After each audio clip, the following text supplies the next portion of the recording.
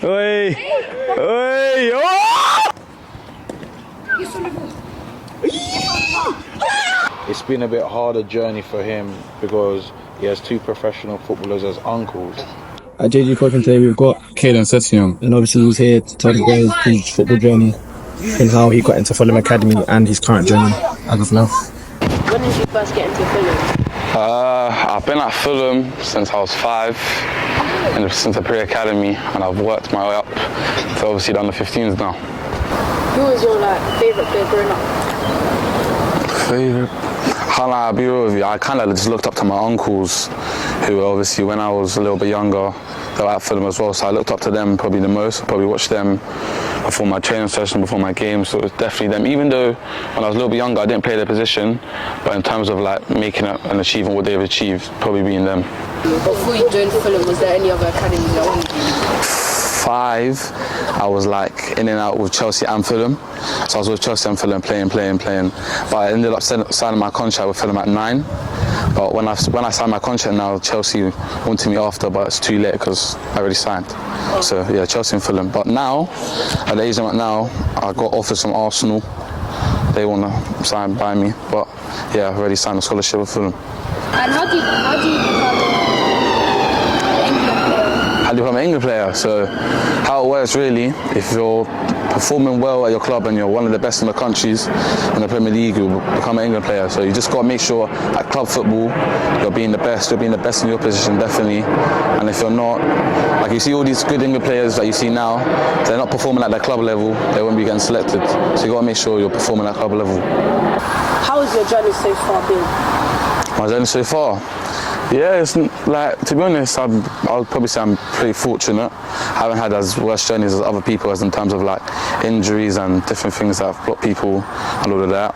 So yeah, probably mine's been pretty steadily, but you know how football is, you never know what's around the corner, you know what I mean? So really you just got to be strong-minded. Anything that comes, you have to be able to deal with. So yeah, my journey so far has been quite sailing. Yeah, it's all good. I spoke about this quite a lot. I probably want to go abroad to Germany, and I play for Dortmund and those two teams, Dortmund and Bayern Munich. Are probably I feel like that would be quite good for me. Obviously, it looks like a lot of youngsters nowadays go to the Bundesliga to play their football. But yeah, other than Fulham, probably them two. Yeah. How did you feel when you scored your first goal for England?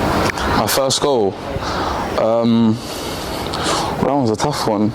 It was more because I'm a striker, it was more a natural thing, but because after you score and you realise you've actually scored, thinking when you run back to the halfway line to reset, it's actually quite surreal. It's I've really scored for the national team that I wanted to play since I was young, so it's definitely a surreal moment. But if you guys score goals a lot, it's not a lot, it's not different. You have to celebrate, man. Now, even if there's no camera, you still got to be You got to celebrate, you scored a goal. Yeah. Put the game down, I got a question.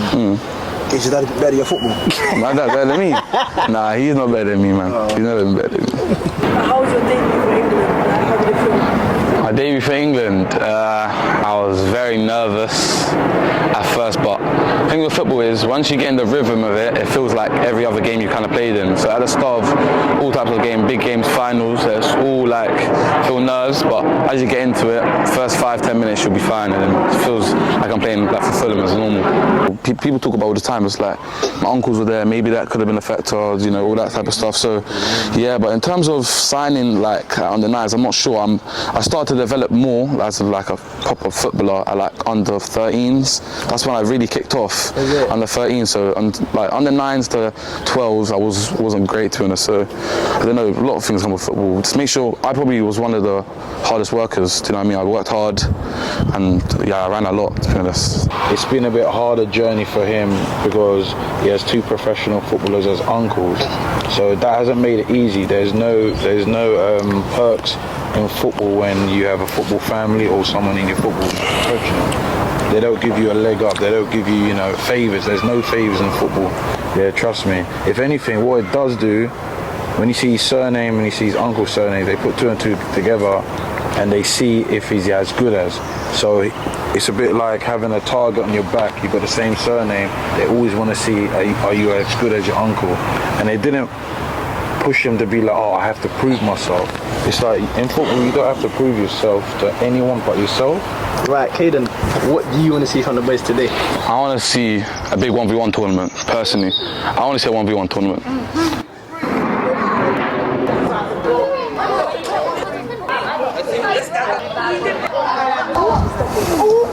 Hey, yes. Yeah. It wasn't even that big. Hey.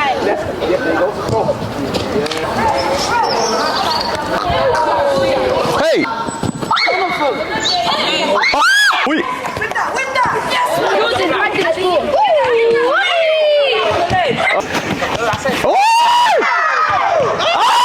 My left back.